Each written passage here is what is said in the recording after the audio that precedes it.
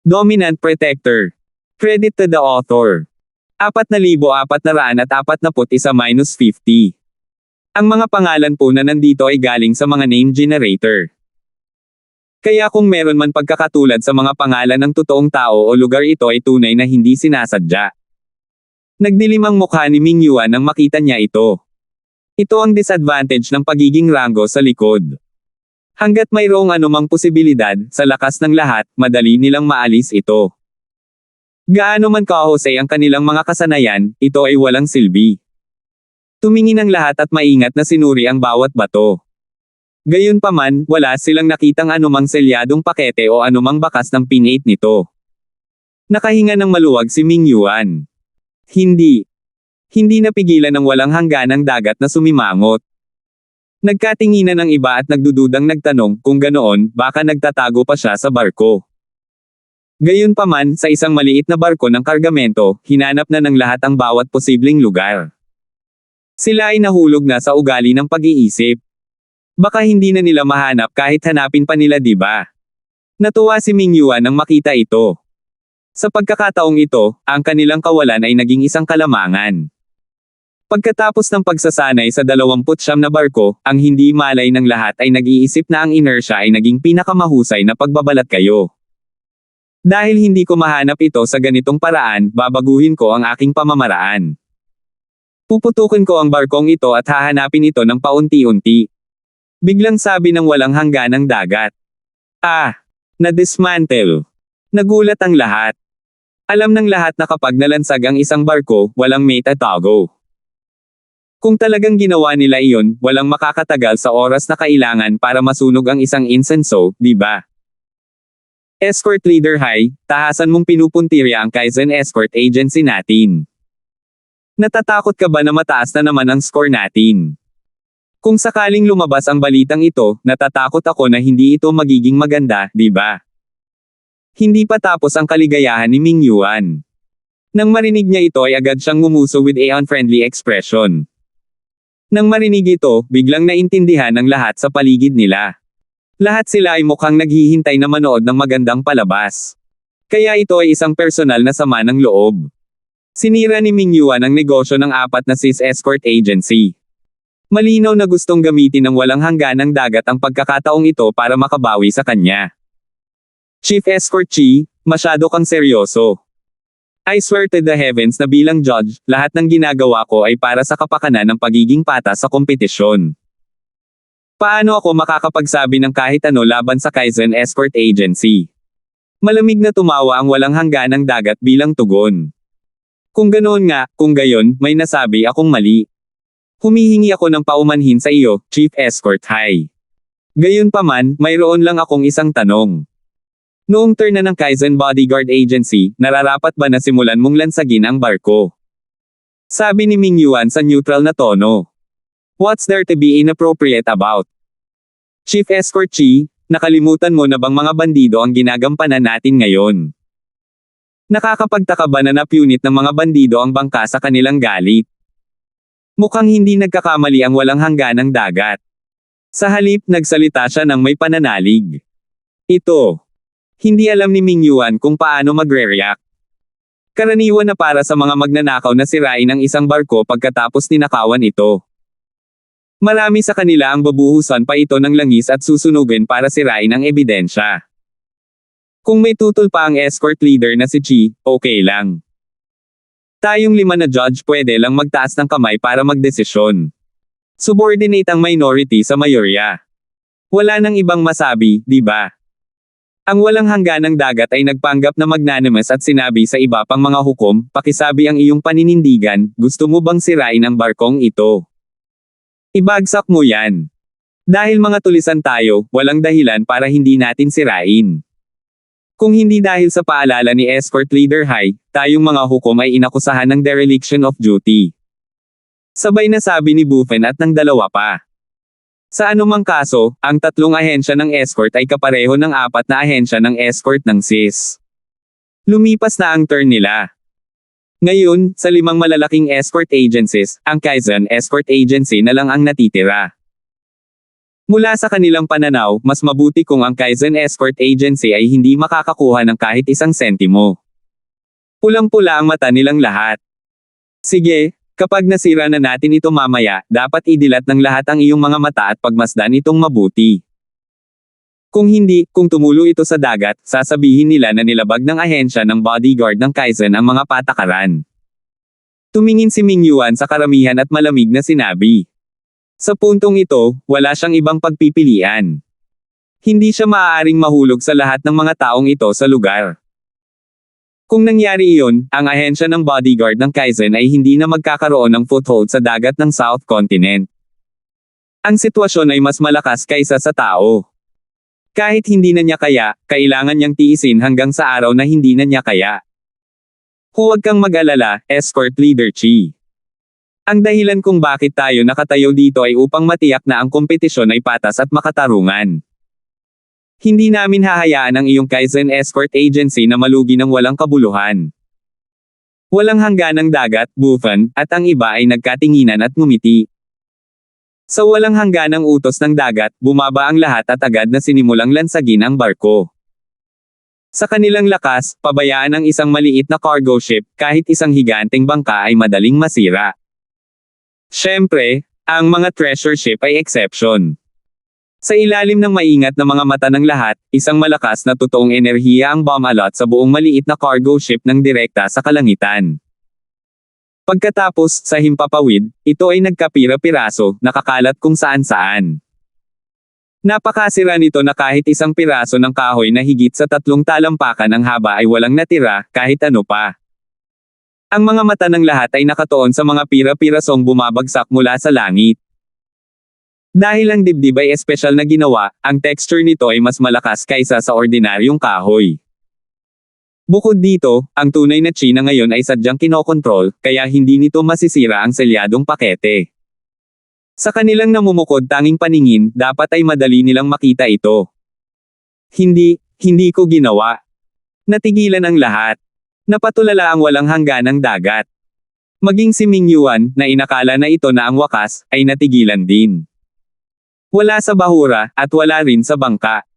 Kitang-kita ang resulta. Dapat ay diretsong itinapon ng batang ito ang selyadong pakete sa dagat. Malamig na tumawa ang walang hangganang dagat at agad na tumalikod para umalis. Nagkatinginan si Bufan at ang iba pa at sinundan ang walang hangganang dagat. Si Ming Yuan lang, na huling umalis, ang nalilito pa rin. Si Terence ay hindi isang irresponsibleng tao, ayon sa dati niyang pag-unawa. Inaanunsyo ko na ang Kaizen Escort Agency ay lumabag sa mga patakaran ng kompetisyon sa pamamagitan ng paghahagis ng selyadong pakete sa dagat. Sa makatuwid, hindi sila bibigyan ng anumang puntos para sa round na ito ng kompetisyon. Walang hangganang dagat ang sabi sa lahat. Nagkagulo ang mga tao. Si Wenhan at ang iba pa, na nag-aalalang naghihintay, ay parang nakakita ng multo nang marinig nila ito. Itinapon sa dagat. Paano kaya ito? Teka lang, hindi ba masyadong arbitrary ang conclusion ni Escort Leader Hai? Sa ilalim ng mga tingin ng lahat, dahan-daang naglakad si Terence sa harap ng walang hangganang dagat at sa iba pa. Ikaw si Terence Ford mula sa ahensya ng bodyguard ng Kaizen. Ang walang hangganang dagat ay tumingin kay Terence mula sa gilid ng kanyang mga mata. Kung ito ay isang lugar na walang tao sa paligid, malamang napapatayin na lang niya kaagad ang buhong na ito. Tama. Kung tatanungin ko, sabi ng Escort Leader Hai na itinapon ko sa dagat ang selyadong pakete. I wonder if you can produce any evidence. Gumapang ang mga labi ni Terence sa mapaglarong ngiti. Napakaraming tao ang nakasaksi nito, hindi ba't ebidensya? Hindi mo akalain na ako, bilang isang hukom, ay sadyang gagawa ng paratang para saran ang isang walang katulad mo, hindi ba? Puno ng paghamak ang mukha ng walang hangganang dagat. 4,442. Nagtawanan ng mga tao sa gilid. Bagamat ang Terence Ford na ito ay gumawa ng pangalan para sa kanyang sarili sa ikalawang round ng kompetisyon, kumpara sa mga malalaking boss ng escort agency, siya ay talagang isang nobody. Hehe, ang hirap sabihin. Kung tutuusin, walang alam kung ano ang nasa puso ng isang tao. Ano sa tingin mo, Escort Leader Hai? Dahil sigurado ka na itinapon ko ito sa dagat, bakit hindi na lang natin itong isdain at ipakita sa lahat? Tumawa si Terence, hindi gaanong iniisip iyon. Ito ang tunay na ebidensya. Hindi naman malalim ang tubig dito, kaya dapat madaling hanapin, di ba? Sige, dahil nasabi mo na, hahayaan kitang mamatay kung bakit. Agad namang tumango ang walang hangganang dagat na may kasamang malamig na ngiti. Makatuwiran ang kahilingang ito, at hindi niya ito mapabulaanan. Gayunpaman, hindi niya naramdaman na kailangang pabulaanan ito. Sa isang maliit na nakapaloob na espasyo, ang tanging mga lugar na maaaring itago ang selyadong pakete ay sa barko at sa bahura. Ngayong pareho silang pinalabas, kung ang selyadong pakete ay wala sa dagat, maaari ba itong nasa langit? Sa utos, ang apat na manggagawa ay tumalon sa dagat nang walang salita. Dahil sa itim na kurtina, naihagis lang ito ni Terence sa sarili niyang dagat. Napakadaling itapon ito ng kanyang mga paa sa napakaliit na lugar. Tinitigan ng walang hangganang dagat si Terence na may malamig na ngiti, naghihintay ng magandang balita mula sa apat. After 5 minutes, bumalik na yung apat. Paano ba? Dapat sumuko ka na, di ba? Kumpiyansa ang walang hangganang dagat na hindi man lang tumingin sa apat. Ngumisi siya kay Terence. Escort Leader Hai, bago mo sabihin ito, bakit hindi mo tanungin silang apat tungkol sa kanilang ani? Tiningnan siya ni Terence na parang tulala. Paano kaya yon? Ibinaling ng walang hangganang dagat ang kanyang ulo at nalaman na silang apat ay walang dala, walang magawang itinaas ang kanilang mga kamay sa kanya. Wala sa kanila ang selyadong pakete na kanilang inaasahan. Sabi nila, itinapon ko sa dagat ang selyadong pakete at ngayon ay nakatapak na ako sa ilalim ng dagat, pero ano ang resulta? Anong sabi mo, Escort Leader Hai? Walang pakialam na sabi ni Terence. Tama. Dahil patas ang kompetisyon at wala kaming nilabag na rules, Escort Leader Hai, dapat bigyan mo man lang kami ng paliwanag, di ba? Kung hindi, hindi maganda ang pagtatapos ng usapin ngayon. Si Mingyuan at Wenhan, mag-ama, ay natarante rin. Medyo naging mapaglaro ang mga tingin ng lahat. Maging si Buffen at ang iba pa ay lumipat sa gilid ng walang bakas. Nagdagdag lang sila ng insulto sa pinsala. Ang taong namumuno ay walang hangganang dagat. Ngayong dumating na ang kaguluhan, maaari na lamang itong walang hangganang dagat. Kung sila ay maakusahan ng pag-abuso sa kanilang kapangyarihan upang maghayganti ng isang pribadong saman ng loob sa inaabangang kaganapan ng escort agency sa South Continent, ang reputasyon ng apat na sis escort agency ay lubhang masisira, kahit na ito ay isang tradisyonal na mayayamang pamilya. Baka mawala pa ang kanilang dominanteng posisyon sa South Continent Escort Agency. Ang mga kahihinatnan ay hindi maiisip. Explanation. Anong klaseng paliwanag ang gusto mo? Ang walang hangganang dagat ay tila walang balak na ibaba ang kanyang ulo. Ngayong dumating na ang mga bagay-bagay, tanging ang sarili na lang niya ang kayang tiisin. Kung ibababa niya ang ulo niya ngayon, siya talaga ang mabibigyan ng dahilan. Escort Leader Hai, isa kang big shot na may reputasyon. Hindi ka naman pwedeng maging walang hiya sa harap ng lahat, di ba? Isang bagay lang ang itatanong ko sa iyo. Tinapon mo ba sa dagat ang selyadong pakete? Natawa si Mingyuan sa galit. Hindi ko, Boundless si admitted on the spot. Kung tutuusin, hindi na niya maibabalik ang kanyang sinabi kahit na gusto niya. Kung hindi, ang kabilang partido ay magagawang ikulong siya sa isang pangungusap lamang. Pero hindi pa rin siya sumuko. Pinilit niya ang isang malamig na ngiti at sinabing, gayunpaman, ang hindi pagtapon ng selyadong pakete sa dagat ay hindi nangangahulugan na hindi niya nilabag ang mga patakaran, tama. Nakita na ng bawat isa sa kanilang sarili kung ano ang ibig sabihin ng baluktot ng mga salita at pangangatwiran. Sa wakas ay hindi na napigilan ni Mingyuan ang kanyang galit. Bagamat hindi siya nagmumura, halos ibuhos niya ang lahat ng pagkukunwari ng kabaitan sa lugar. Itinuro niya ang walang hangganang dagat at sumigaw, since that's the case, Escort Leader Hai, please tell us how we broke the rules again. Let everyone judge together. Nang makita ito, lahat ay tila nanunood ng magandang palabas. Sa hitsura nito, hahamunin ng Kaizen Escort Agency ang apat na sis escort agency sa kanilang mga mukha at isang malaking away ang malapit ng sumiklab. Sinasabi mo bang nagiging unreasonable ako? Agad na nagdilim ang mukha ng walang hangganang dagat. Malamig siyang tumawa. Tatlo lang ang lugar sa buong lugar kung saan maaari mong itago ang mga paninda. Sa bangka, sa bahura, at sa dagat. Wala sa mga lugar na ito ang maaaring magtago ng mga paninda. Maaari lang akong maghinala na itong si Terence Ford ng iyong ahensya ay hindi man lamang nagtago ng mga paninda, bagkus ay sinira ang mga ito hanggang sa maging pulbos. Nang marinig ito ni Buffen at ng iba pa, hindi nila maiwasang tumango. Ito ay talagang posible. Kung hindi ito nawasak, ang salyadong pakete ay hindi maaaring mawala sa manipis na hangin, tama? Ito ay isang kompetisyon para itago ang mga kalakal, hindi isang kompetisyon para sirain ang mga kalakal. Kung ito ay hindi labag sa mga patakaran, ano ito?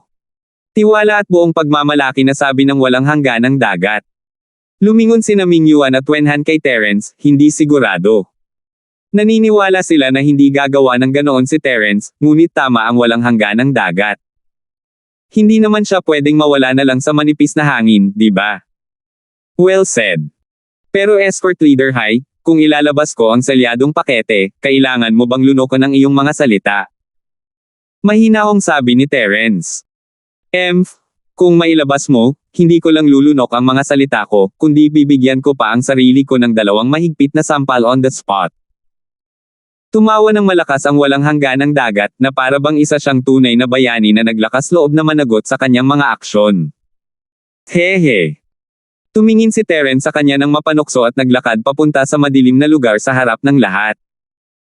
Bago pa sila makapag-react, lumabas na siya na may hawak na treasure chest sa kamay. Paano ito posible? Ang walang hangganang dagat ay ganap na natulala.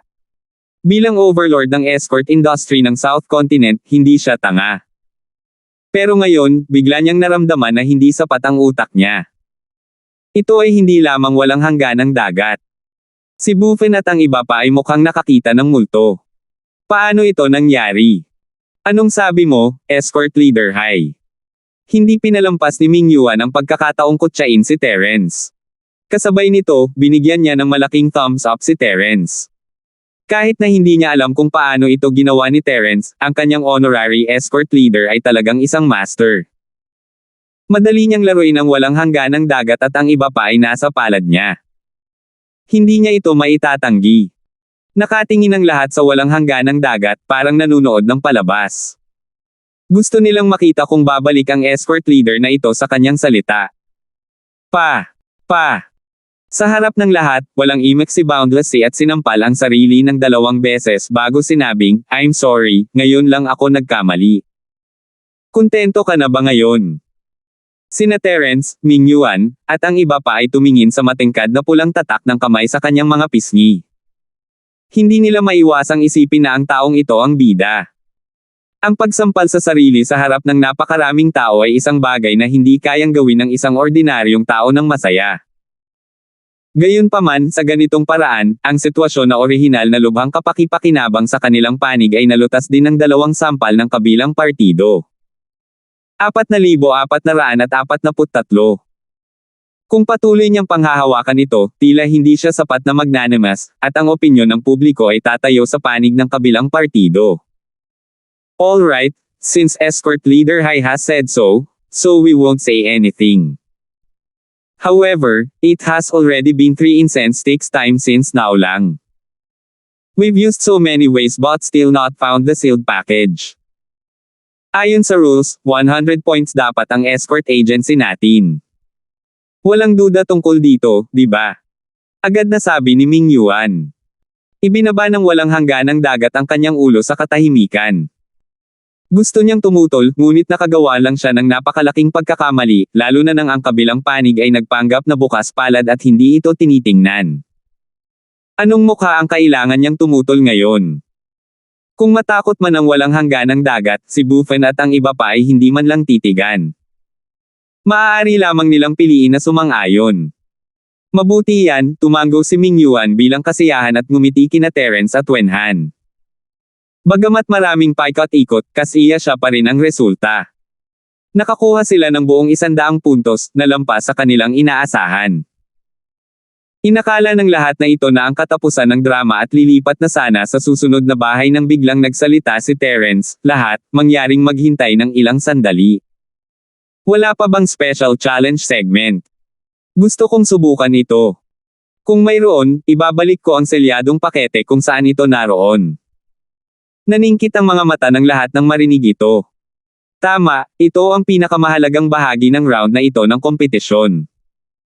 Ang pagkuha ng 100 puntos bilang taya, mayroong 200 puntos na pagkakaiba sa pagitan ng pagpasok at paglabas. Gayunpaman, kahit na sila ay nasa sabik, hindi pa rin nila ito mahanap pagkatapos ng labis na pagsisikap. Kitang-kita ang hirap. Paano magkakaroon ng kumpiyansa ang isang ordinaryong escort agency na humakbang at huminin ito? Gagawin ko. Biglang sumigaw ang walang hangganang dagat. Ngayon lang siya nakaranas ng napakalaking kawalan at nag-aalala na hindi na siya magkakaroon ng pagkakataong makabawi sa kanila. Hindi niya akalain na bibigyan siya ng pagkakataon ng batang ito. Sige, sabi niya. Casual na ngumiti si Terence at naglakad papunta sa Area 30. Itinago niya muli ang selyadong bagay at gumawa ng kilos ng paanyaya sa walang hangganang dagat, please. Anak, hindi mo akalain na napakatalino ng iyong munting pakulo na walang makakaalam nito, di ba? Kanina pa lang kita pinatikim ng tamis. Siguradong makukuha ng 4 na sis escort agency itong 100 points. Tumawa ng mali siya ang walang hangganang dagat. Humarap siya sa deputy ng 4 na sis escort agency at nagutos, go and call Zeke over. Nagkagulo ang mga tao. Sa wakas ay natauhan na si Buffen at ang iba pa. Kaya pinataba niya ang sarili bago pumatay. Ang walang hangganang dagat ay may iba pang mga galaw. No wonder ibinaba niya ang ulo niya at tahimik na pumayag. Hindi ito ang kanyang karaniwang estilo.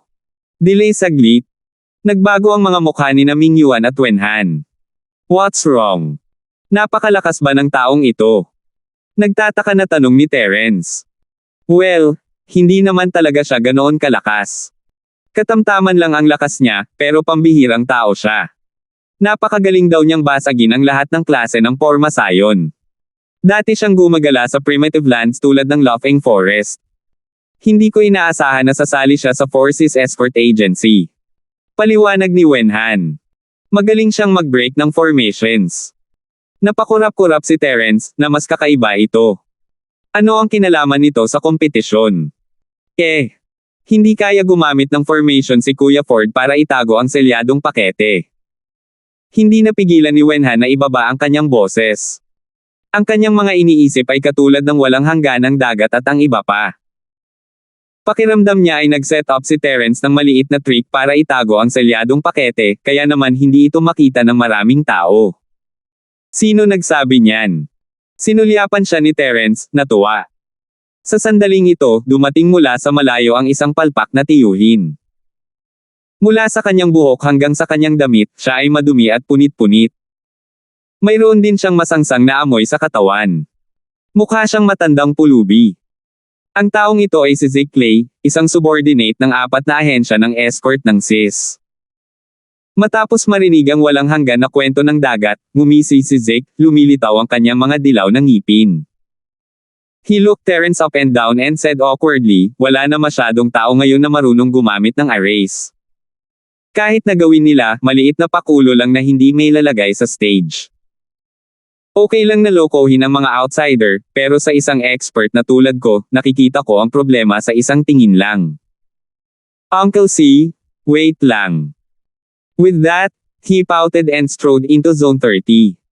Hindi mapigilan ni Terence na ngumiti sa lalaki. Is this the amazing person you were talking about? Ang mga kakaibang tao ay may kanya-kanyang kakaibang hitsura. Hindi mo man lang alam ito.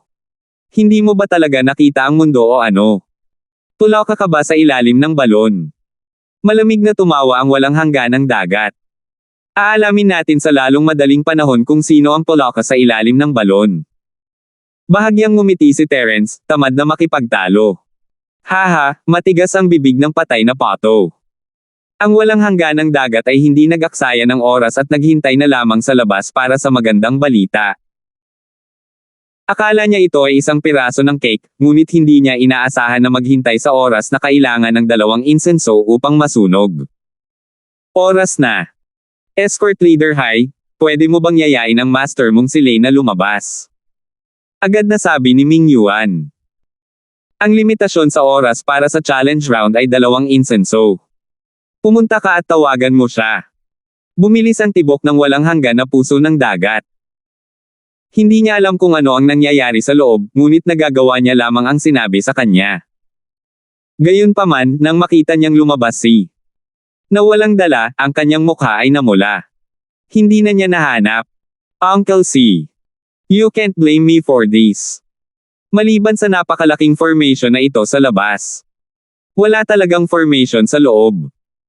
Wala man lang fluctuation ng kahit anong formation. Sabi ni Zeke na may mapait na mukha. Nagkagulo ang mga tao habang nakatingin sila kay Terence na may kakaibang mga mata. Hindi nila siya mahanap kahit saan, at ngayon ay maaari pa nilang ibukod ang porma sayon. Paano itinago ng taong ito ang pagkilala? Ang ganoong kaperpekto, maaari ba siyang maging isang profesional dito? Haha, salamat sa 100 points, Escort Leader Hai. As a senior, walang effort ang iyong Forces Escort Agency sa pagtulong sa junior ng Kaizen Escort Agency natin. Style talaga ng isang elder. Tatanggapin natin ang 100 points ng walang pag-aalinlangan. Tuwang-tuwa si Ming Yuan. Ang mukha ng walang hangganang dagat ay kasing dilim ng ilalim ng isang palayok, ngunit huli na para magbago ang kanyang isip. Nakakuha lang sila ng kabuoang 70 puntos sa segment na ito, ngunit natalo sila ng isang buong 100 puntos sa isang pagkakataon. Hindi lamang sila nakakuha ng 1 puntos sa ika-4 na round, ngunit natalo din sila ng 30 puntos. Ito ay hindi lamang isang malaking pagkawala, ito ay halos isang madugong pagkawala. Sa paghahambing, ang Kaizen Escort Agency ay nanalo ng malaking round ng kompetisyon. Nakakuha sila ng kabuoang 200 puntos, na higit pa sa kabuoang puntos ng karamihan sa mga ahensya ng escort. Naging lantian ng mga tao sa inggit. Susunod. Ang walang hangganang dagat ay hindi man lang gustong tumingin kay Ming Yuan at sa iba pa. Tumalikod na siya at maglalakad na sana papunta sa susunod na tindahan nang may biglang tumayo at sumigaw ng, napakahusay mong itinago. Bakit hindi mo bigyan ng pagkakataon ang Longzhou Escort Agency at hayaan kaming subukan ito? Nagkaroon ng kaguluhan. Ang nagsalita ay si Kobe, ang pinuno ng ahensya ng Longzhou Escort. Habang nagsasalita siya, tinitigan ni Haonan at Wabao si Terence na may masamang hangarin, na parang gusto nilang kainin siya ng buhay. Maingat silang sinulyapan ni Terence. Hindi siya interesado sa mahabang kuiba, ngunit kailangan niyang alisin ang dalawa pa bago siya umalis sa South Continent. Lalo na nang makita niya ang huli, hindi niya maiwasang medyo magulat. Sila ang kanyang layunin para sa paglalakbay na ito. Nakita niya ang larawan ni Wabao sa listahan ng wanted mula sa Law Enforcement Hall. Iyon ang unang pagkakataon na makita siya ng personal, ngunit nakikilala niya ito sa isang tingin mula sa kanyang signature triangular na mata na yin-yang. Matagal na niyang alam na sasali si Basilio sa escort party ng South Continent, at pinagtutuunan ito ng pansin ni Terence. Sa kasamaang palad, mula kahapon hanggang ngayon, nakita niya ang mahabang kuiba at Haonan, ngunit hindi niya nakita si Basilio. Marahil, si Wabao ay itinuring na kanilang huling trump card, kaya't nanatili siya sa noon at hindi man lang nagpakita ng kanyang mukha. Ngunit ngayon, malamang na nakakita sila ng isang pagkakataon, kaya't sila ay hinayla sa huling minuto. Ang taong ito ay sa wakas ay payag na lumabas. Malamig na tumawa si Terence sa kanyang sarili habang nakakuyom ang kanyang mga kamao. Hindi niya napigilan ang kanyang layuning pumatay matapos itong pigilan ng matagal, ngunit hindi siya kumibo. Young Hero Ford, ikaw ang magdesisyon. Tumingin si Ming Yuan kay Terence. Hindi niya alam kung paano ito ginawa ni Terence, ngunit ayaw niyang masira ang plano. Hehe, since may nagkukusa na magbigay ng point sa amin, then syempre the more the better. Hindi na kami makahingi pa. Sabi ni Terence na may mahinang ngiti, hindi masyadong iniisip. Napakalaki ng tono. Pagkatapos ay hahayaan kitang buksan ang iyong mga mata ng malapad at tingnan kung sino ang nagbibigay ng mga libreng puntos kung kanino. Kinawayan ni Kobe ang kanyang kamay at sinabi kina Haunan at Wabaw, kayong dalawa, pumasok tayo at tingnan natin kung ano ang ginagawa ng batang ito. Pagkasabi noon ay dinala ni Kobe ang kanyang mga tauhan at dumiretso sa Area 30. Wala masyadong tao, siya lang, Cheng Wu, at ang dalawa pa. Bagamat hindi sila bahagi ng grupo ng bandit, narinig na nila ang sitwasyon sa loob sa sobrang kaguluhan ngayon. Ito ay walang silbi upang magdala ng mas maraming tao. Sapat na ang Basilio. Naglakad silang tatlo papunta sa lugar no. 30. Sa sandaling ito, ang maliit na lugar na ito na napapalibutan ng kadiliman ay nasa gulo. Ang maliit na barko ng kargamento ay binuwag sa mga piraso ng sirang kahoy na tabla na lumulutang sa dagat. Maging ang mga nakapalibot na bato ay pinutol ni Xingqi. Maputik din ang dagat. Malinaw, ang ilalim ay natapakan, at ang buhangin at putik sa ilalim ay hinukay. Hehe, hinanap mo ng maigi. Malamig na tumawa si Kobe. Kung sino pa man ang nakakita ng eksenang ito, tumibok ang puso nila. Kung kahit na ito ay hindi mahanap, ito ay nangangahulugan na ito ay talagang mahirap hanapin. Gayunpaman, hindi man lang siya nag-alala. Military Counselor, nasa iyo ang lahat. Ang dahilan kung bakit espesyal na tinawag niya si Basilio sa huling minuto ay dahil kasasabi pa lang ni Haunan na ang military counselor na ito ay may kakaibang kasanayan na magagamit sa ganitong uri ng kompetisyon para madaling mahanap ang mga bagay. Maliit na bagay lang, biglang sumabog ang aura ni Wabaw. Sa unang tingin, tila siya ay nasa kaharian lamang ng kumpletong gintong core realm. Gayunpaman, kaagad pagkatapos, ang lugar sa ika-30 na lugar ay biglang nagsimulang umikot.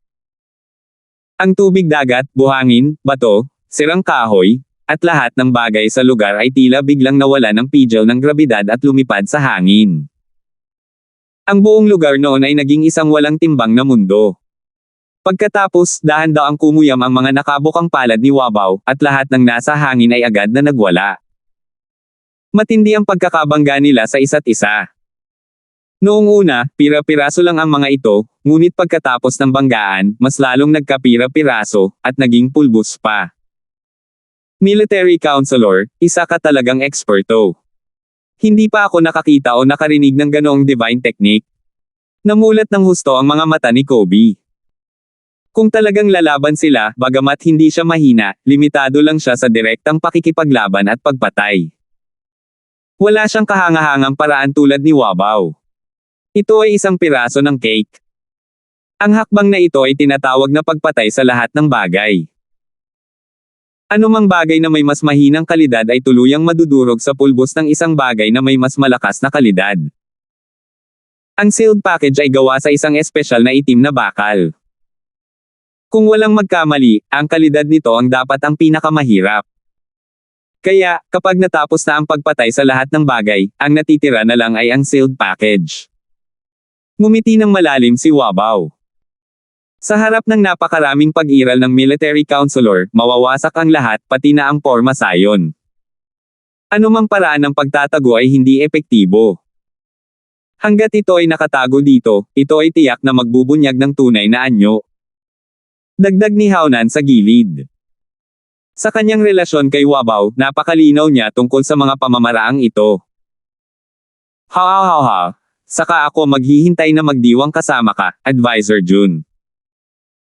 Pagkatapos nitong round ng kompetisyon, ang aking Dragon Boat Escort Agency ay talon sa pangalawang pwesto sa ranking at aabutan ang Kaizen Escort Agency ng 1 milya. Tumawa ng malapad si Kobe. Ito ay pasok sa aking inaasahan. Ito ay mangyayari sa lalong madaling panahon. Ang tatsulok na mga mata ni Wabaw na si Inyang ay nagpakita ng pagmamalaki, at nagkomento siya, ngunit ang Ford na ito ay lubos na may kakayahan. Nagawa niyang itago ang selyadong pakete ng ganito. Talagang hindi ito mahahanap ng mga normal na pamamaraan. Hindi nakapagtataka na ang walang hangganang dagat at ang iba pa ay dahado. Hehe, hindi ba ang munting pakulo na ito ay parang isang hamak na insekto sa harap mo, tagapayo ng militar? Ang ahensya ng bodyguard ng Kaizen ay marunong lamang maglaro at hinding-hindi maipapakita ang kanilang mukha. Sa pagkakataong ito, hahayaan natin silang matikman ang pagsipa ng bakal. Sabi ni Hauna na may malamig na ngiti. Habang nagtatawanan at nag-uusap silang tatlo, sa wakas ay natapos din ang pagpatay sa lahat ng bagay sa ere. Ang mga bagay na bahagyang mahina ay wala na sa hugis, at maging ang mga bahura ay dinurog na sa pulbos. Ang malinaw ay tumaas, ang malabo ay bumagsak. Sa ilalim ng kontrol ni Wabaw, lahat ng nasuspine sa hangin ay dahan-daang nahati sa 2 layer. Ang mas magaan ay lumutang lahat, at ang mas mabibigat ay lumubog lahat. Sa proseso ng paghihiwalay na ito, malinaw na makikita ang anumang bagay na maaaring mapanatili ang kaunting hugis. Siguradong kasama nila ang selyadong treasure chest. Sina Kobe, Haunan, at Wabaw mismo ay nakatingin sa lahat ng ito nang nakadilat ang kanilang mga mata, umaasang mahanap ang kaba ng kayamanan na kanilang inaasahan. Gayunpaman, kahit natapos na ang lahat ng paghihiwalay, wala. Ito. Matagal na nabulunan si Wabaw at hindi makapagsalita. Sabay ding natulala sina Kobe at Haunan. Ngayon lang, siya pa rin ay may hangin ng isang master at kumilos ng may kumpiyansa at kalmado. Sa huli, hindi pa rin niya mahanap. Hindi ba ito isang biro? Military Counselor, ano ang dapat nating gawin ngayon? Ang mahabang kuiba ay lubos na nataranta. Dahil hindi sila nakakuha ng kahit isang puntos sa ikalawang round, nakakuha lamang ng kabuuang 160 puntos ang Dragon Boat Escort Agency sa nakaraang 3 round.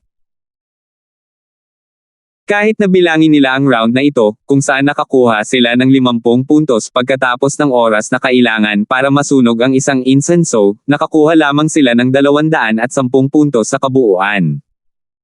4,445. Kung bibigyan niya ng karagdagang 100 puntos ang ahensya ng bodyguard ng Kaizen, hindi ba't 110 puntos na lang ang natitira sa kanya? Matapos ang 4 na round ng kompetisyon, nakakuha lamang sila ng 110 puntos. Kahit na ang markang ito ay wala sa ibaba ng lahat ng 32 escort agencies, ito ay tiyak na nasa ibaba. Kung gusto pa nilang maging isa sa nangungunang 5 escort agencies at palitan ang Kaizen Escort Agency, hindi ba sila magiging biro? Huwag kang mabalisa. Hindi pwedeng magkamali ang Myriad Exterminate. Hanggat nakatago ang selyadong pakete dito, siguradong mababalot ito. Imposibleng ma-miss. Pinilit ni Wabaw na kumalma at sinabi. Then, ano ang sasabihin mo ngayon? Hindi naiwasang magkatinginan sina Haunan at Kobe. There's one possibility. Ang kalidad ng dark steel na ginamit para i-cast ang box na ito ay hindi pantay-pantay, kaya nasira rin ito ng napakaraming pagpatay kanina. Sabi ni Wabaw habang kinurot ang kanyang baba. Tama. Napakahirap makuha ng itim na bakal. Ang escort item na ito ay simbolikong bagay lamang para sa kompetisyon. Maaaring gumamit ang Forces Escort Agency ng ilang mababang kalidad na itim na bakal upang mabawi ang pagkakaiba sa presyo. Pumayag naman agad si Kobe. Ang 4 na SIS Escort Agency ang naging host ng conference ngayong taon. Pagkatapos makatanggap ng malaking halaga ng pondo, lahat ng materyales ay ibibigay nila. Hindi mahalaga kung sino ito, tiyak na nais nilang makakuha ng ilang mga benepisyo mula dito. Pero kung ganoon nga, ano ang dapat nating gawin? Nakasimangot na sabi ni Haunan. Walang pakialam ang mga tao sa labas kung anong mga paraan ang ginamit mo. Hanggat inilabas mo ang treasure chest, ito ay magpapatunay na nakita mo ang selyadong pakete. Kung hindi, lahat ng sinabi mo ay kalokohan. Oo, tagapayo na si Fang, mayroon ka bang anumang kontra? Ang mahabang kuiba ay mukhang sumasakit ang ulo. Hehe, may paraan. Inilibot ni Basilio ang kanyang mga mata at tumawa ng masama, siguradong wala ng selyadong treasure chest dito. Kailangan lang nating kumagat at sabihin na si Terence Ford ang mismong nagwasak nito. Sigurado akong hindi niya ito mailalabas, at mahirap ipaliwanag kung ganoon. Tama. Sa tingin ko ang walang hangganang dagat na iyon ay dumanas ng napakalaking kawalan. Tiyak na hindi siya natutuwa tungkol dito. Pagdating ng panahon, tiyak na tutulungan niya tayong harapin si Terence Ford. Natural na tayo ay nasa isang hindi matatalo na posisyon. Nagningning ang mga mata ni Haonan habang paulit-ulit na tumango. Napakahusay na plano, tagapayo ng militar. Gawin natin ito sa ganitong paraan. Tuwang-tuwa ang mahabang kuiba. Nang matapos silang tatlo sa kanilang talakayan, si Huabao ang nanguna, si Kobe at si Haonan ay sumunod na malapit sa likuran, at agad na sumugod palabas sa isang agresibong paraan. Ikaw. Sinugod ni Basilio si Terence at itinuro ang kanyang ilong, nang ibinalik mo ang selyadong pakete, sinamantala mo ba ang pagkakataong sirain ito? Kanina lang nasira. Nang marinig ito ng walang hangganang dagat, agad siyang nanginig at sinabi rin, "Great, nagtataka ako kung bakit kahit si Master Lei ay hindi mahanap. Kaya ikaw, bata, ang nasa likod nito. Mga lalaki, ibaba mo siya."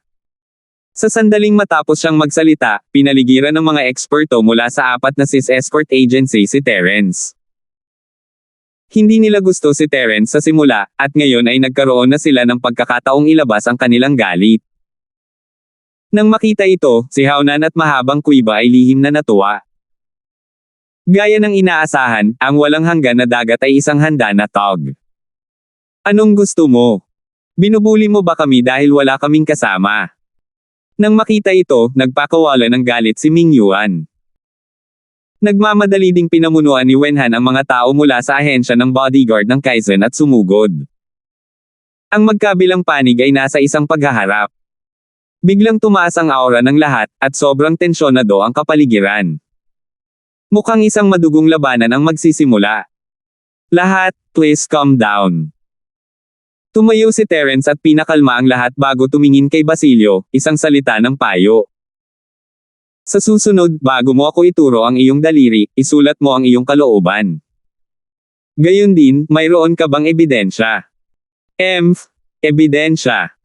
Tumawa ng masama si Huabao. Alam kong gagamitin mo ito bilang isang dahilan. Simple lang.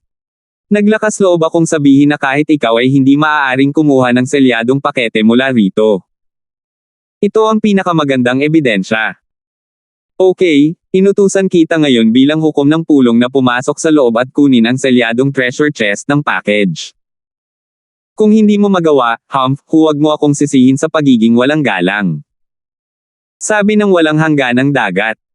Escort Leader Hai, may mga taong mahilig umutot. Hindi mo naman kailangang lumapit para maamoy yan, di ba? O hindi mo kayang matalo, kaya sinasamantala mo ang pagkakataon na humanap ng dahilan para makaganti sa isang pribadong bagay. Si Ming Yuan ay humakbang pasulong, at si Wenhan at ang iba ay hindi rin umatras. Tumayo silang lahat sa harap ni Terence. Sa pagtingin sa kanilang likuran, hindi mapigilan ni Terence na madamay. Sulit para sa kanya na pumunta sa South Continent para makilala ang mga taong ito. Head of Escort? And everyone, huwag kayong mabalisa. Tinapik-tapik ni Terence ang kanilang mga likod at naglakad papunta sa harapan, hindi ganoon kakomplikado ang usaping ito. Dahil gusto nila ng ebidensya, bibigyan ko sila ng ebidensya. Hindi ba't inilalabas lang ang selyadong treasure chest? Kukunin ko ito para sa iyo ngayon. Buksan mo ang iyong mga mata ng aso at tingnan mong mabuti. Dahil doon, hinati ni Terence ang mga tao at naglakad patungo sa Area 30, ngunit pinigilan siya ni Huabao, "Tahan na, para lang maging ligtas, sa tingin ko dapat tayong mag-body search bago pumasok. Bakit hindi mo palihim na ipasok ang box clip at sabihin kinuha mo ito mula sa loob? Ang bait niyan. Hanapin mo siya." Agad namang sumang-ayon ang walang hangganang dagat. Ang treasure chest ay hindi maliit, ngunit hindi rin ito malaki. Karamihan sa mga tao ay hindi maaaring dalhin ito, ngunit kung ito ay isang Golden Core expert na marunong gumamit ng smokescreen, maaaring posible ito. Sobra na ang mararating nyo. Hindi na kinaya ni Wenhan. Kitang-kita ang intensyon ng kabilang partido. Malinaw na nandito sila para maghanap ng gulo. Tiningnan ni Terence si Basilio ng malalim, kumikislap ang hangarin sa pagpatay. Kung hindi siya natatakot na isangkot ang ahensya ng bodyguard ng Kaizen, napatay na niya ito. Ngunit ngayon, hindi pa ito ang oras. Okay, sasagutin kita. Ngunit upang maging patas, gusto kong makahanap ng isang walang kaugnayang notaryo upang gumawa ng paghahanap sa katawan. Kayo naman, natatakot ako na i-frame mo ako. Mapanuksong sabi ni Terence. Pwedeng maging witness ang representatives ng Chambers of Commerce dito. Dapat wala silang objection sa body search, di ba? Malamig na humampas ang walang hangganang dagat, inutusan ng mga kinatawan na hanapin ang katawan ni Terence. Si Terence ay tumulong at hinayaan silang maghanap ng ilang beses sa harap ng lahat. Matapos matiyak na walang hangganang dagat at sa wakas ay pinakawalan siya ni Wabaw. Nakatitig sila kay Terence habang naglalakad ito papunta sa Zone 30. Kung hindi dahil sa mga patakaran, gusto pa nilang sumunod sa kanya. Gusto kong makita kung anong klaseng pakulo ang naiisip ng batang ito. Malamig na tumawa sina Wabaw, Kobe, at Haunan. Nagamit na niya ang napakaraming pamamaraan ng pagpatay, ngunit hindi pa rin niya mahanap ang selyadong pakete. Pinatunayan nito na wala ito, o nawasak na niya. Maliban kung ang mundo ay nabaliw. Gayunpaman, nang makita nila si Terence na naglalakad palabas na may mga selyadong bagay sa isang kamay, naramdaman ni Wabaw at ng iba pa na parang umiikot ang mundo sa kanila. Nabaliw ba ang mundong ito? 4,446. Sumuko ka na ngayon. Casual na itinapon ni Terence ang selyadong pakete sa lupa, na naging sanhi ng pagkibot ng mga talukap ng mata ng lahat. Pagkatapos ay mahinahon niyang sinabi, pwede ko na bang bayaran ang bill? Natigilan muli ang mga tao, at ilang sandali pa bago nila naunawaan na ang tinutukoy niya ay ang mga punto. Anong klaseng pakulo ang ginamit mo? Hindi sumuko si Basilio.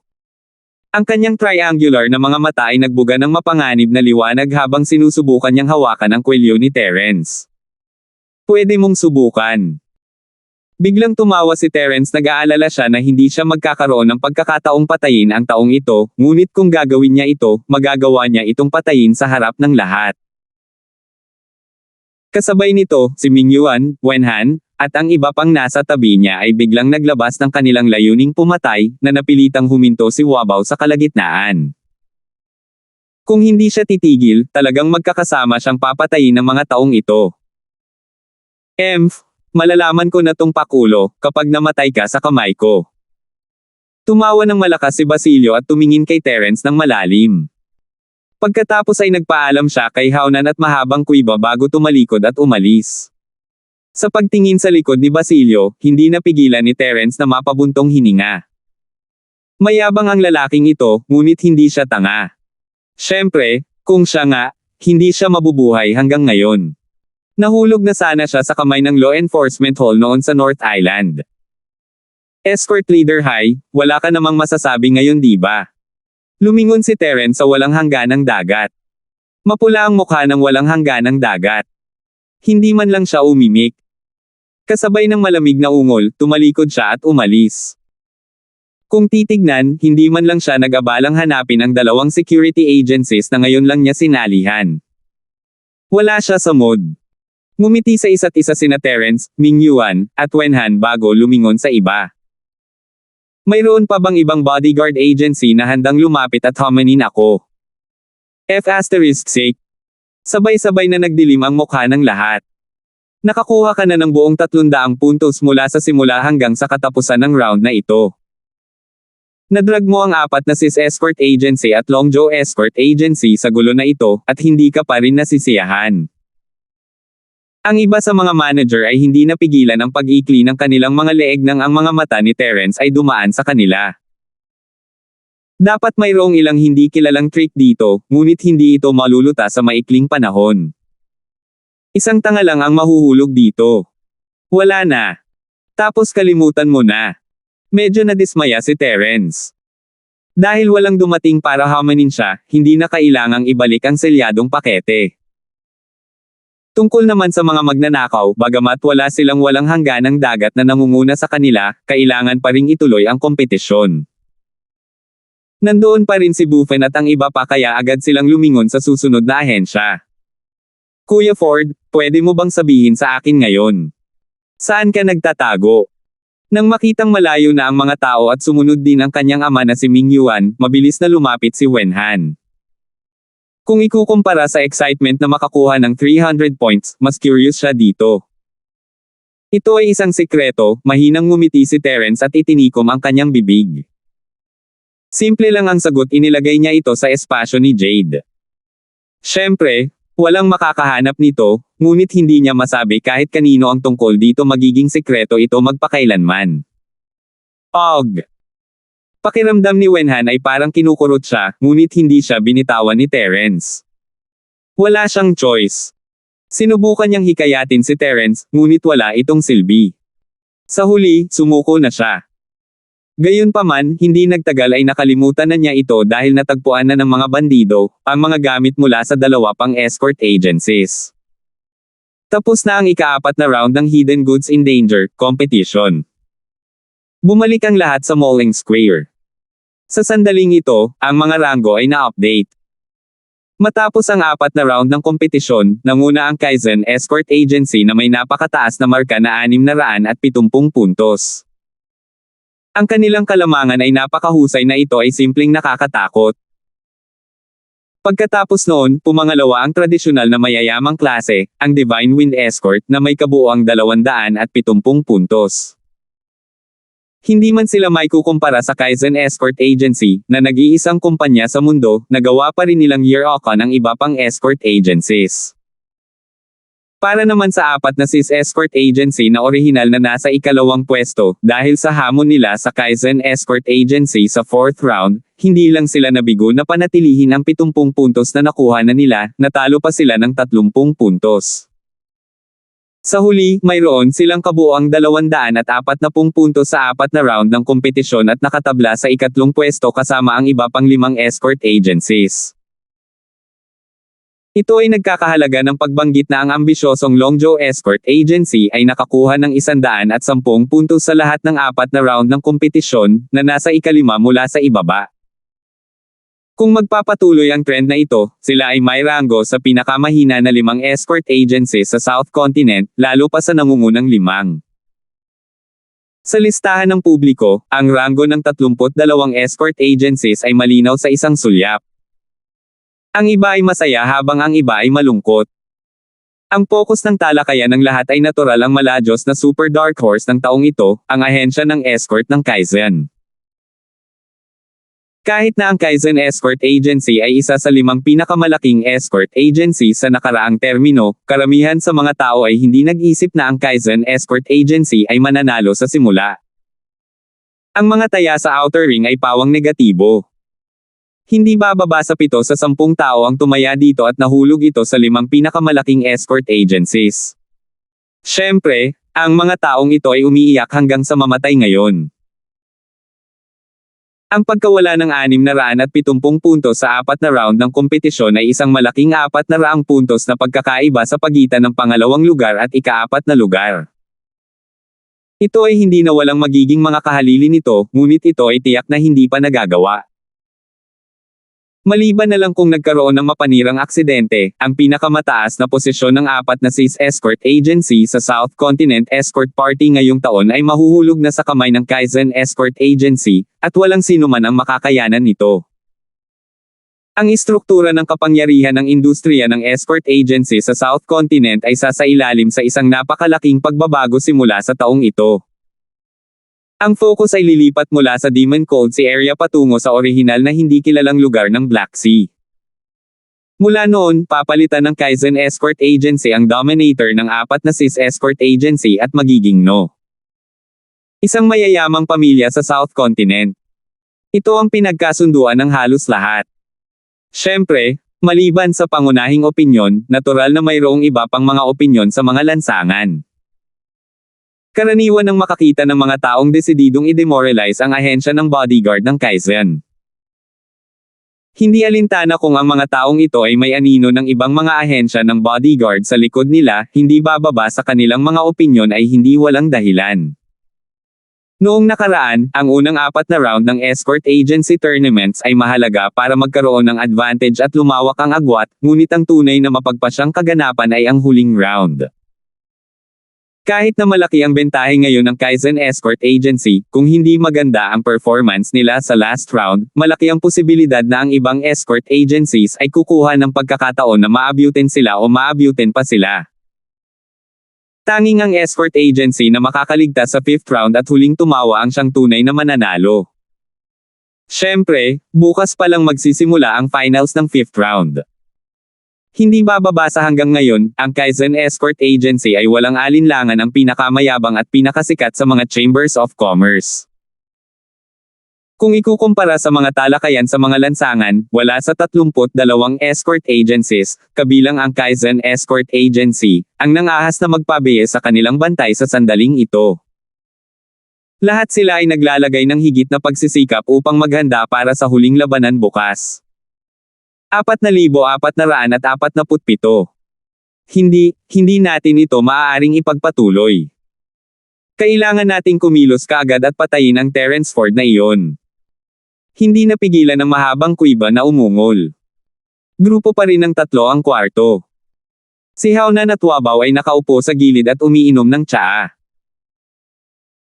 Gayunpaman, dahil malakas na hinampas ng mahabang koy ang mesa, ang bihirang mataas na kalidad na espiritual na tsaa sa labas ay natapon sa buong lupa. Nangako silang maging isa sa 5 pinakamalaking escort agencies at palitan ng Kaizen Escort Agency. Para dito, bumuo pa sila ng all-round alliance sa Poison Eye Mercenary Group. Ito ay isang napaka-ambisyosong panaginip, ngunit sa kasamaang palad, ang katotohanan ay malupit. Isang round na lang ang natitira sa conference. Sa bandang huli, naabot na nila ang kanilang ambisyon na maging isa sa 5 pinakamalaking escort agencies, ngunit nakakalungkot na nasa ilalim sila. Hindi mahirap patayin ang Terence Ford na iyon. Ang mahirap ay kung paano hanapin ang pagkakataong ito. Sabi ni Wabaw na may malamig na ekspresyon. Ang nangyari ngayon ay lubos na nagpahiya sa kanya. Nagamit na niya ang all things skill, na isang walang kwentang hakbang, ngunit sa huli, niloko pa rin siya ni Terence Ford. Ito ay hindi matatagalan.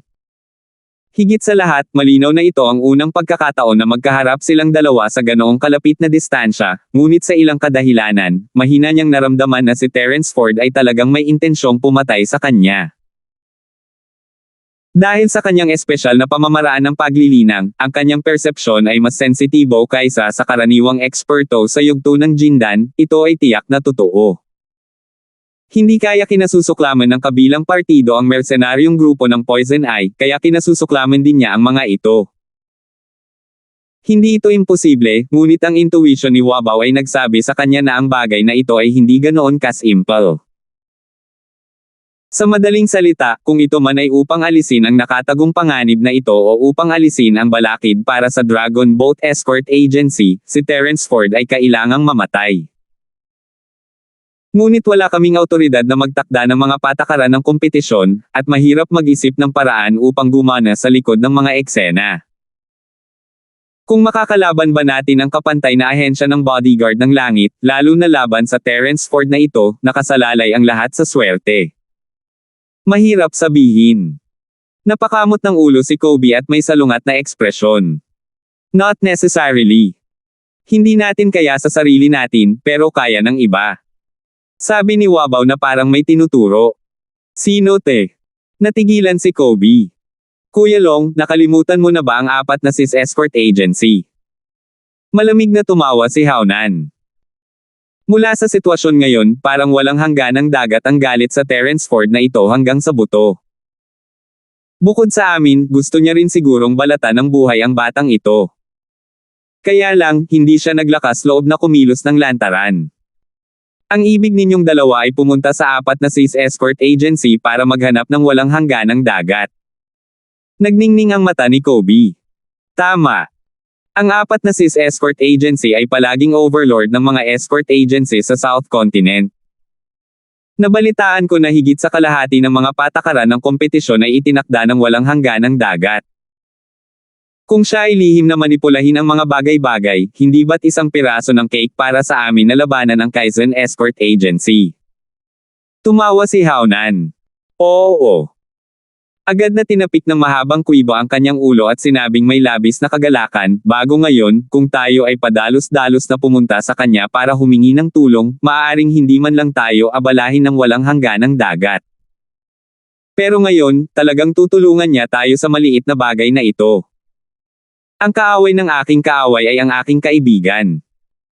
Ang kasabihang ito ay sinubukan at nasubak ng maraming beses. Walang oras na sayangin. Matapos ang mahabang pag-uusap ni Kuibo at ng dalawa pa, agad silang pumunta sa 4 na sis escort agency para bisitahin ang walang hangganang dagat. Habang ang 3 sa kanila ay iniabot ang kanilang mga name card at naghihintay ng anunsyo, walang hangganang dagat ang nagbabasag ng mga tasa sa pag-aaral. Sa tabi niya ay isang buong set ng dekalidad at magagandang set ng tsaa. Isa-isa niyang pinulot ang mga ito at binasag sa lupa na nagdulot ng patuloy na kalabog. Ito ay walang hangganang ugali ng dagat. Sa tuwing masama ang loob niya, babasagin niya ang set ng tsaa. Matapos basagin ang buong set, na ilalabas na sana niya ang karamihan sa kanyang galit, at natural na tumahimik ang kanyang kalooban. Ang mga katulong ay nakatayo sa gilid, nanginginig sa takot. Kapag ang walang hangganang dagat ay natapos ng bumagsak, mabilis nilang nililinis ang mga pira-piraso sa lupa. Kung hindi, kung ang walang hangganang dagat ay nayayamot at nagalit, maaaring sila na ang magdusa. Nang matapos ang pagbagsak ng walang hangganang dagat at humupa ang kanyang galit, ang gwardya na kanina pa nakabantay sa gilid ay hindi pinalampas ang pagkakataon na iabot ang mahabang kuibo at ang iba pang invitation card sa walang hangganang dagat. Ang Longzhou Escort Agency. Ano ang ginagawa ng mga taong ito dito? Bahagyang kumunat ang noo ng walang hangganang dagat habang nakatingin sa card.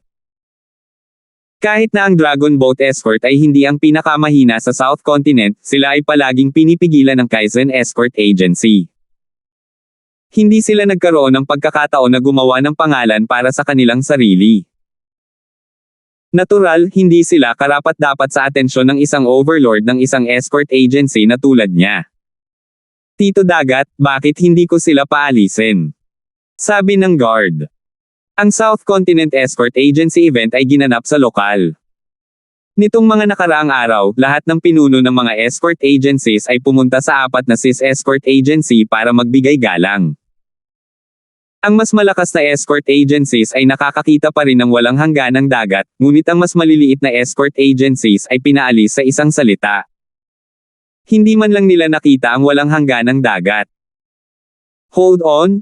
Nag-alinlangan sandali ang Boundless si bago tuluyang nagpasya, dalhin mo sila sa maliit na bulwagan at maghintay. Oo. Sagot ng guard at umalis na. Hindi niya maiwasang magulat.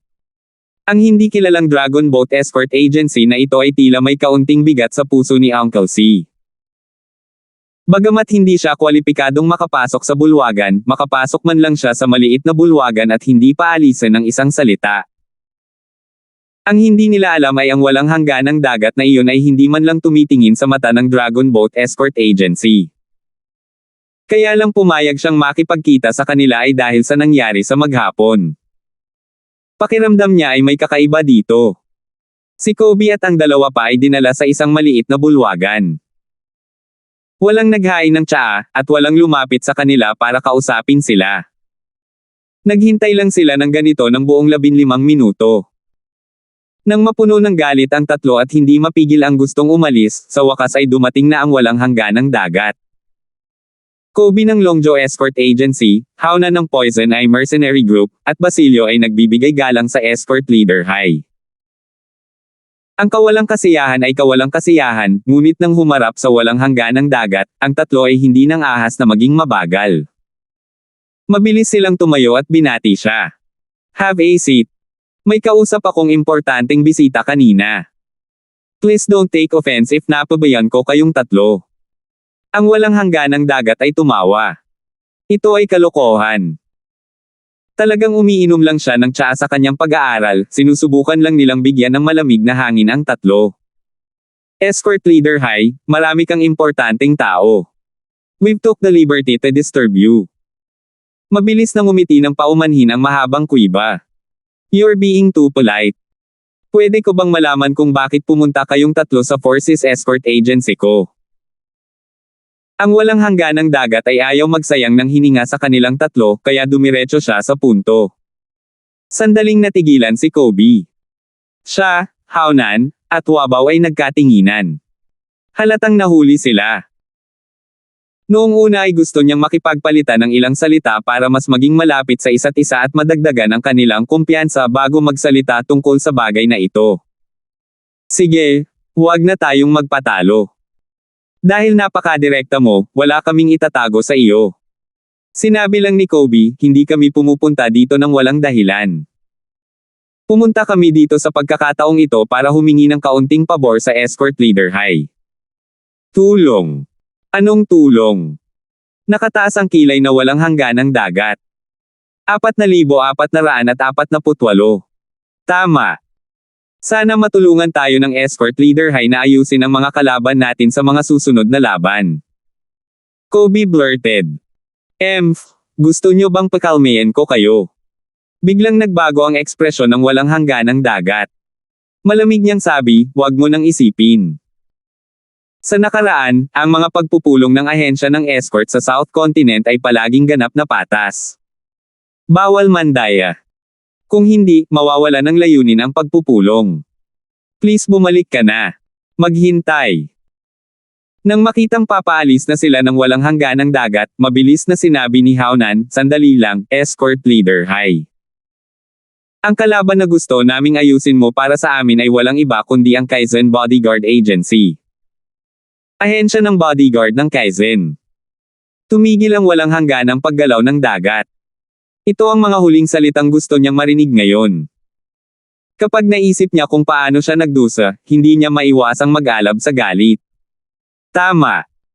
Ang taong pinakagusto nating harapin ay si Terence Ford mula sa Kaizen Escort Agency. Chief Hai, nagdusa ka na rin sa kanyang mga kamay noon. Naniniwala ako na kinamumuhian mo rin ang taong ito. Magtutulungan tayo. Mabilis na sabi ni Hao-nan. Nakita niya si Terence Ford bilang isang tinak sa kanyang tagiliran.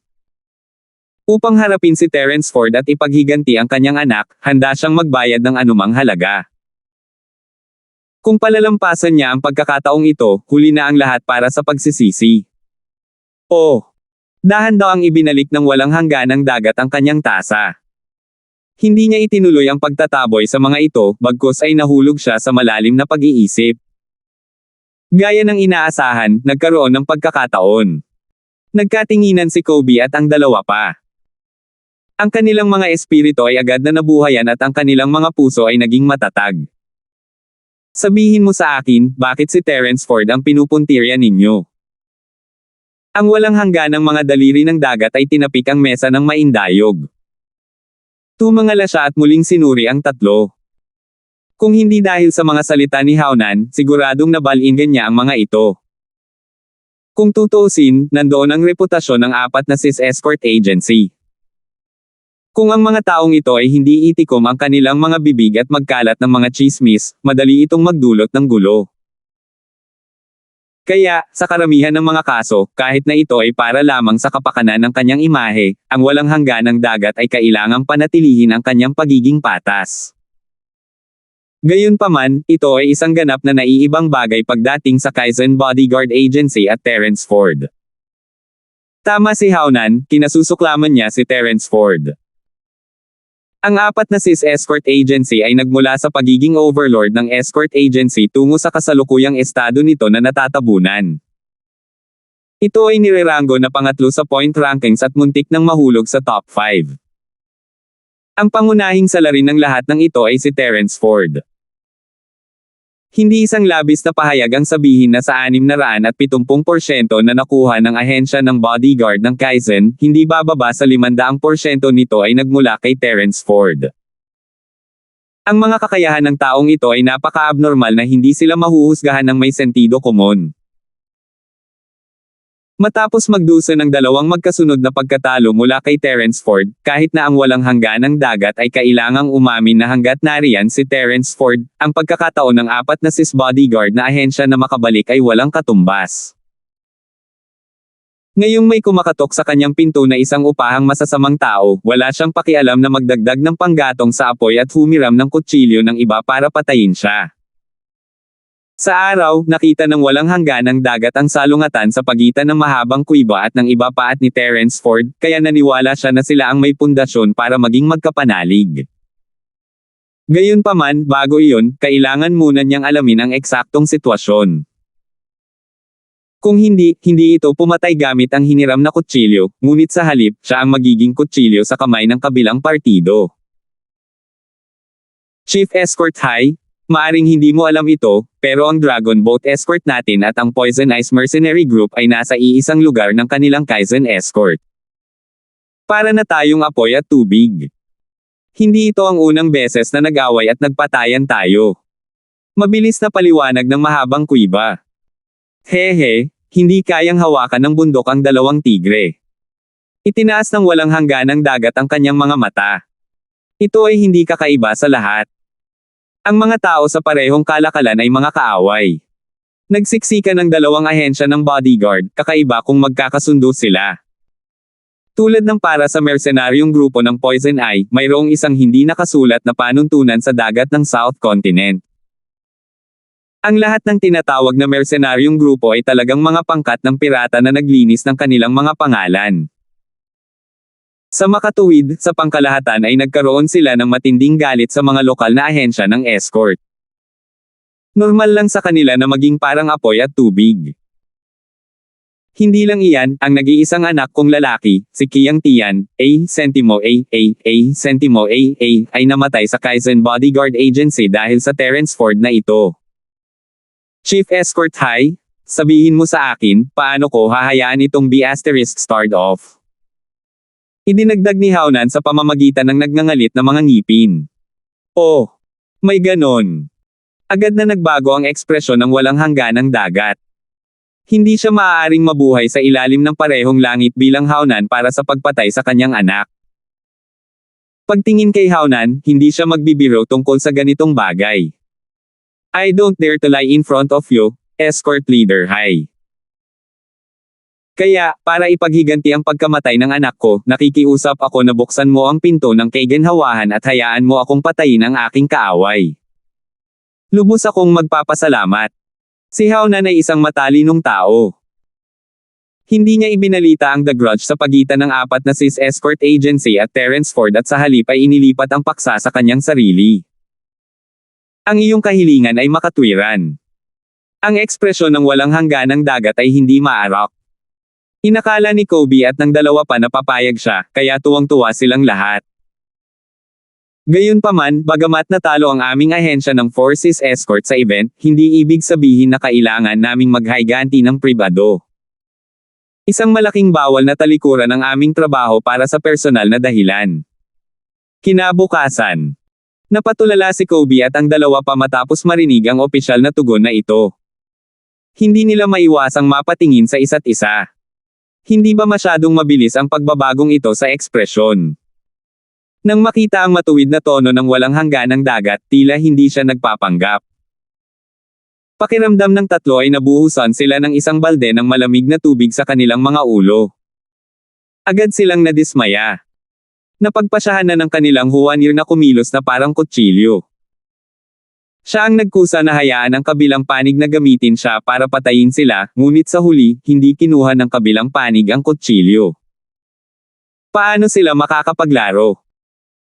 Sa buong kaganapan ng escort agency ng South Continent, tanging ang 5 hukom mula sa 5 pangunahing ahensya ng escort ang nagkaroon ng pagkakataon na maglaro ng hayagan. Ang iba ay malayo sa kwalipikado. Sa kasamaang palad, sina Haunan at Basilio ay parehong mga Leiko. Kahit na ang mahabang kuiba mismo ay nahirapang makalapit sa Big Five dahil sa mahinang impluwensya ng Longzhou Escort Agency. Ngayon na mayroon silang isang karaniwang kaaway, si Terence Ford, naisip nilang makakakuha sila ng walang hangganang dagat upang tumulong, ngunit bumangga pa rin sila sa isang pader. Ang mga bagay ay dumating na sa puntong ito. Kung patuloy silang mananatili, ito ay magpapatawa lamang. Nagkatinginan si Kobe at ang dalawa pa. Maaari lamang nilang i-cup ang kanilang mga kamay sa walang hangganang dagat na may humihinang interes. Dahil iyon ang kaso, hindi na namin kayo iistorbahin, Escort Leader High. Aalis na kami ngayon. Tahan na. Bigla siyang hinarang ng walang hangganang dagat. For the sake of justice, I really won't and definitely won't use my position to take revenge for a private matter. But considering the blood feud between you two, this matter is pardonable. I can promise to help you in secret, but I can't be too biased. Naiintindihan mo ba? Naiintindihan ko, naiintindihan ko. Salamat, Escort Leader Hai. Tuwang-tuwa silang tatlo nang marinig ito. Ayaw lang niyang mag-iwan ng anumang ebidensya. Ano ang naroon upang hindi maunawaan? Noon ay pinanghinaan siya ng loob, ngunit hindi niya inaasahan na bigla niyang makikita ang liwanag sa dulo ng lagusan. Tama talaga ang desisyon na pumunta sa 4 na SIS escort agency ngayon. 4,449. Hanggat may naiisip tayong paraan para lumaban ang ating Longzhou Escort Agency laban sa Kaizen Escort Agency, mas mabuti kung hamanin natin ang Terence Ford na iyon sa pangalan. Pagkatapos, masisiguro natin na mamamatay siya ng walang libingan. Naiinip na sabi ni Haonan. Totoo ba ito? Hindi maiwasang matigilan ang walang hangganang dagat. Kahit na hindi pa niya nakitang lumaban si Terence Ford, nakipag-ugnayan siya sa kanya. Bilang pinuno ng numero 1 escort agency sa South Continent, siya ay may matalas na mata para sa mga tao. Kahit na hindi niya alam kung gaano kalakas si Terence Ford, masasabi niya man lang na hindi madaling pakitunguhan ang taong ito. Kung siya, ang pinuno ng escort, ay kailangang kumilos ng personal, ito ay natural na isang piraso ng cake. Ngunit ang problema ay noong nakaraan, ang lakas ng mga kompetisyon ng escort agency sa South Continent ay palaging limitado sa Golden Core stage. Walang mga eksperto sa Nascent Soul stage at mas mataas ang pinayagang lumahok sa kompetisyon. Ito ang pinakamalaking problema. Totoo. Ang aming military counselor ay isang espesyal na tao na nagsasanay ng isang espesyal na martial art. Bagamat ang kanyang lakas ay pinigilan hanggang sa Golden Core Full Cultivation Realm, ang kanyang tunay na lakas ay hindi maihahambing sa isang Mid-Nascent Soul Realm Cultivator. Siya ang aming trump card. Hindi na kailangang gamitin siya sa mga nakaraang laban, ngunit ang huling laban ay malapit ng magayo. Ang ating military counselor, siguradong mamamatay ang batang iyon. Itinulak ni Haonan ang tahimik na si Basilio Pasulong. Oh! Ganyan ka talaga kalakas. Ang interes ng walang hangganang dagat ay napukaw. Sa unang pagkakataon, tiningnan niya si Wabaw sa mata. Sa katubigan ng South Continent, ang lakas ng isang mid-stage na Nascent Soul Cultivator ay matatawag na makapangyarihan. Talaga, maaari nilang gawin ang anumang gusto nila. Gayunpaman, ang isang master ng Golden Core Realm ay maaaring magkaroon ng lakas ng isang mid-stage na Nascent Soul Cultivator. Ito ay hindi lamang bihira, ngunit walang sino man sa buong Sky Class Island ang makakagawa nito. Ang ganitong uri ng lakas ay hindi matatalo sa yugto ng Golden Core. Gaano man kalakas si Terence Ford, hindi niya kayang maging kalaban ng kakaibang tao. Nambobola mo ako, medyo espesyal ang pamamaraan ng paglilinang ng isang ito, at maaari akong gumamit ng isang lihim na pamamaraan upang pigilan ang aking lakas sa ibabaw, nagkunwaring mahinhin si Wabaw at ikinulong ang kanyang mga kamay. Gayunpaman, sa kanyang pares ng tatsulok na mata ni Yin Yang, may mapagmataas na tingin na hindi maitago. Ito ay talagang isang walang magawa na pamamaraan, ngunit hindi niya inaasahan na ito ay magiging kapaki-pakinabang ngayon. Mula nang tumakas ang North Island sa South Continent, nakilala niya ang ama at anak ng Cheng Clan at sumali sa Poison Eye Mercenary Group. Hindi nakagawa ng tagumpay si Wabaw. Siyempre, ito ay limitado lamang sa kaharian sa ibabaw. Sa katunayan, ang kanyang tunay na lakas ay sumusulong ng mabilis. Kung hindi, paano niya maisasabuhay ang pangalan ng masamang magsasaka? Hindi niya ito sinasadya, ngunit dahil ang kanyang bagong pinahusay na masamang pamamaraan ng paglilinang ay epektibo lamang para sa mga Golden Core Stage Cultivator. Sa sandaling nakapasok siya sa orihinal na yugto ng sanggol, bagamat maaari niyang ipagpatuloy ang paglinang nito, kung gusto niyang magpatuloy sa dalawahang paglilinang kasama ang mga babaeng iyon, kailangan niyang sipsipin ang mga ito hanggang mamatay sa mismong lugar. Ang dahilan kung bakit siya na-expose sa North Island ay dahil napakaraming babae ang nawawala at namatay. Wala siyang choice kundi tumakas sa South Continent. Bagamat sikat sa pagiging magulo ang katubigan ng Timog Kontinente, kung gagamit siya ng kaparehong panlilinlang, hindi maiiwasang may makakita ng ilang pahiwatig sa kalaunan. Kung ganoon, kahit na mayroon siyang proteksyon ng mercenary group ng Poison Eye, hindi siya makakatagal sa South Continent. Bagamat magulo, walang lugar ang hayagang magpaparaya sa pagkakaroon ng masasamang magsasaka, maging ang mga lugar sa dagat tulad ng South Continent. Sa makatuwid, kung si Wabaw o si Haunan, kabilang si Cheng Keitian na namatay sa kamay ng banal na madre ni Stone, lahat sila ay gumamit ng isang espesyal na lihim na pamamaraan upang sugpuin ang kanilang paglilinang. Sa kasalukuyan, ang lakas ng dalawa ay nanatili sa tuktok ng Golden Core Stage, ngunit ang kanilang tunay na lakas ay matagal nang nalampasan ang ordinaryong Nascent Soul Stage Masters. Ang lakas ni Wabaw ay matagal nang nasa tuktok ng maagang yugto ng Nascent Soul, at sa kapangyarihan ng kanyang masamang pamamaraan, kahit na ito ay nasusukat sa kaharian ng kanyang lakas, madali pa rin niyang makatawid sa kaharian upang labanan ang kaaway. Ibig sabihin, ang mga ordinaryong masters ng gitnang yugto ng Nascent Soul ay malayo sa kalaban ni Wabaw, hindi banggitin ang isang yugto lamang ng Jindan. Para naman kay Haunan, ang pinuno ng mercenary group ng Poison Eyes, nililinang din niya ang masamang pamamaraan ng paglilinang na binuo ni Wabaw. Sa kanyang orihinal na matibay na pundasyon, ang kanyang lakas ay mas malakas pa sa Wabaw.s. Madali niyang mapatay ang isang ordinaryong peak mid-Nascent Soul Stage Master. Espesyal na pamamaraan ng paglilinang. Boundless he rolled his eyes and laughed loudly. An evil technique is an evil technique. Being so secretive in front of me, ganito ba ang ugali mo kapag humihingi ka ng tulong? Ito. Nagulat si Wabaw. Hindi rin maitago ni Haunan at Kobe ang takot sa kanilang mga mata. Lahat sila ay nakatingin sa walang hangganang dagat na para bang may kaharap silang malaking kalaban. Kahit saan magpunta ang masasamang magsasaka, para silang mga daga na gustong patayin ng lahat. Iyon ang dahilan kung bakit ginamit nila ang terminong kamangha-manghang pamamaraan sa isang paikot-ikot na paraan. Ngunit hindi nila inaasahan ang walang hangganang dagat na makikita sa pamamagitan ng isang sulyap. Ano ang dapat nilang gawin? Sa tubig ng Timog Kontinente, ang lahat ng mga ahensya ng escort ay walang alinlangan na mga kinatawan ng matuwid na landas. Gaya nga ng kasabihan, hindi maaaring magsama ang mabuti at masama. Kung talagang gustong makuha sila ng walang hangganang dagat, ito ay isang malaking tagumpay para sa mga tao.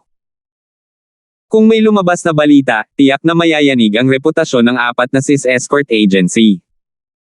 Malaki ang posibilidad na maaga nila ang limelight mula sa ahensya ng escort ng Kaizen at baguhin ang dati nilang pagtanggi. Sa pag-iisip nito, hindi napigilan ng tatlo ang pagpawisan ng malamig. Sila ay nakatutok sa pagkuha ng walang hangganang tulong ng dagat na nakalimutan nila ang tungkol sa nakamamatay na kapintasan na ito. Ito ang punong tanggapan ng apat na ahensya ng sis escort. Siguradong maraming eksperto dito. Kung talagang gustong gawin ito ng walang hangganang dagat, silang tatlo ay hindi na magkakaroon ng pagkakataong makatakas. Sa pagkakataong ito, sila ay nasa malaking problema. Medyo mas maganda ang mahabang kuiba, ngunit naramdaman ni Haunan at Wabaw na parang nahulog ang kanilang mga puso sa isang ice cellar. Sa kanilang mga mata, ang walang hangganang dagat ay isang taong nagmamalasakit lamang sa kita. Kung magiging malaking pakinabang sa kanya ang pagpatay sa kanila, hindi niya bibitawan ang pagkakataong ito. Gayunpaman, iba ang sitwasyon sa naisip ni Wabaw at ng iba pa. Ang walang hangganang dagat ay hindi agad umatake. Sa halip, tumingin siya sa kanilang tatlo mula sa itaas hanggang sa ibaba at biglang nagtanong na may hindi maarok na ekspresyon, kumusta ang lakas ni Terence Ford? Ano? Ang tatlo sa kanila na nakabantay ay hindi maiwasang mapanganga na medyo hindi maipaliwanag. Gayunpaman, agad na nag-react si Wabaw at mabilis na sumagot, napakalakas niya. Sa ibabaw, mukha siyang nasa Golden Core Stage. Gayunpaman, ang lumang kong ng aming Poison Eye Mercenary Group ay isang peak early na Nascent Soul Stage expert. Ngayon, napilaya na siya. Alam ito ng maraming tao sa lungsod, kaya hindi mahirap i-verify ito. Ganun ba kakulit? Ang walang hangganang dagat ay tumingin sa kanya na may kainahinala.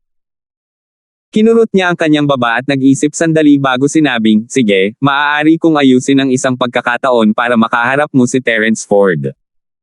Salamat, Escort Leader Hai. Biglang natuwa si Wabaw, at gumaan ang kanyang puso. Damn it, masyadong delikado ang sitwasyon kanina. Naglakad na siya ng isang ikot sa harap ng tarangkahan ng impyerno, at kung hindi siya nag-iingat, dito siya namatay ngayon. Sa kabutihang palad, ang kanyang reaksyon ay sapat na mabilis. 4,450. Sandaling natigilan sina Haunan at mahabang kuiba. Hanggang sa mga sandaling ito ay tuluyan na silang nag-react. Palihim nilang binigyan ng thumbs up si Wabaw. Kung hindi lang sa tamang sagot niya, dead on the spot na sila. Malinaw na gustong patayin sila ng walang hangganang dagat. Kung tutuusin, ang pagpatay sa ilang masasamang cultivator ay maaaring magpasikat sa 4 na ahensya ng SIS Escort. Walang dahilan para hindi gumawa ng ganoong magandang bagay. Ngunit sa kabilang banda, ayaw bitawan ng walang hangganang dagat ang pagkakataong ito na harapin si Ford, kaya bigla siyang nagtanong. Kung madaling pakitunguhan si Terence Ford at mahawakan siya ng kanyang mga tauhan, hindi niya kakailang ganing patayin ni Wabaw at ng iba pa ang masamang puno ng walang pag-aalinlangan. Ngunit kung hindi madaling pakitunguhan si Terence Ford, kung gayon ang kanyang mga tauhan lamang ay hindi makakayanan ito. Kailangan niyang timbangin ang mga kalamangan at kahinaan. Sa kabutihang palad, ang reaksyon ni Wabaw ay sapat na mabilis at ang kanyang sagot ay sapat na mabilis. Nagawa nilang makatakas sa sakuna at hindi hinayaang gumawa ng anumang masamang desisyon ang walang hangganang dagat. Simple lang ang dahilan. Dahil si Ford ay maaaring lumpoin ang isang peak early nascent soul stage expert, kung gayon ang mga normal na Jindan stage expert ay hindi makakaharap sa kanya. Hindi bababa sa hindi sila magiging 100% kumpiyansa. Kaya't kung ang walang hangganang dagat ay gusto pa ring harapin si Ford, maaari lamang niyang gamitin ang mga kamay ni Wabaw. Sa ganitong paraan, hindi siya magiging dahado. Sa huli, ang kanilang pagkamuhi kay Terence Ford ay nalampasan ang mga benepisyo ng pagpatay sa ereheng practitioner. Ang desisyon ng walang hangganang dagat ay nagbigay daan kay Wabaw at sa iba pa na makitid na makatakas sa kamatayan. I wonder kung anong planong gawin ng Escort Chief Hai. Sa sandaling matapos ang krisis, naiinip na nagtanong si Haunan.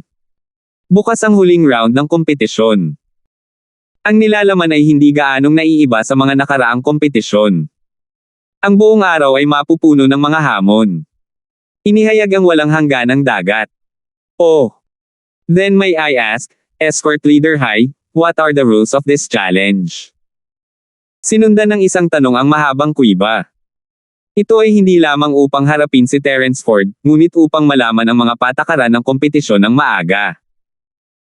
Kahit na isang gabi lang ang maaga, ito ay magbibigay daan sa kanya upang maging mas handa, na pagkatapos ay makakaapekto sa huling marka ng kompetisyon.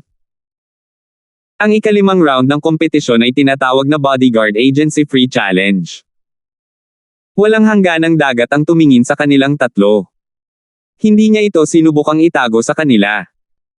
Hindi mahalaga sa kanya iyon, kaya hindi mahalaga kung alam ng tatlo ng maaga.